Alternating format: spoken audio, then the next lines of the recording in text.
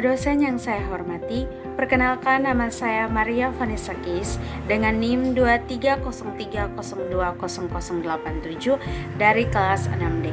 Pada kesempatan kali ini, saya akan memaparkan analisis kasus hukum yang sangat relevan dengan materi hak kekayaan intelektual sebagai aset strategi bisnis.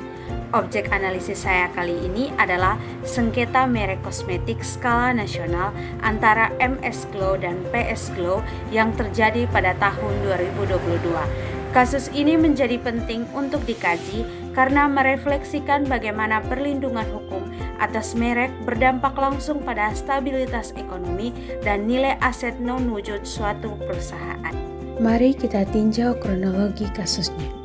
Merek MS Glow telah terdaftar dan digunakan dalam industri kosmetik serta perawatan kecantikan sejak tahun 2016 dan berhasil membangun ekuitas merek atau brand equity yang masif di Indonesia. Namun, pada tahun 2021 muncul pendaftaran dan komersialisasi merek PS Glow oleh pihak PT PS Glow Kosmetik. Kemiripan yang signifikan dari segi fonetik, estetika kemasan hingga segmentasi pasar memicu sengketa hukum yang berujung pada gugatan timbal balik di dua pengadilan niaga berbeda, yaitu Pengadilan Niaga Medan dan Pengadilan Niaga Surabaya dengan tuntutan ganti rugi material mencapai puluhan miliar rupiah. Secara yuridis, instrumen hukum utama yang digunakan untuk membedah kasus ini adalah Undang-Undang Nomor 20 Tahun 2016 tentang merek dan indikasi geografis. Indonesia menganut sistem konstitutif atau prinsip first to file, di mana hak eksklusif atas merek diberikan kepada pihak yang pertama kali mendaftarkan mereknya secara sah ke Direktorat Jenderal Kekayaan Intelektual. Berdasarkan pasal 21 ayat 1 huruf A, permohonan merek harus ditolak jika memiliki persamaan pada pokoknya atau keseluruhannya dengan merek milik pihak lain yang sudah terdaftar lebih dahulu untuk barang sejenis.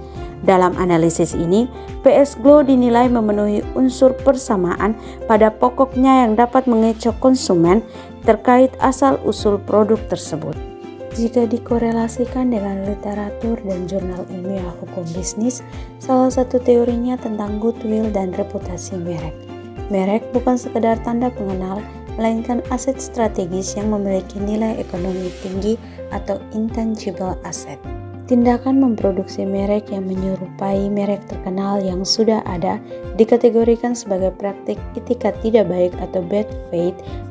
Hal ini merugikan investasi jangka panjang yang telah dikeluarkan oleh pemilik merek pertama dalam membangun reputasi bisnisnya.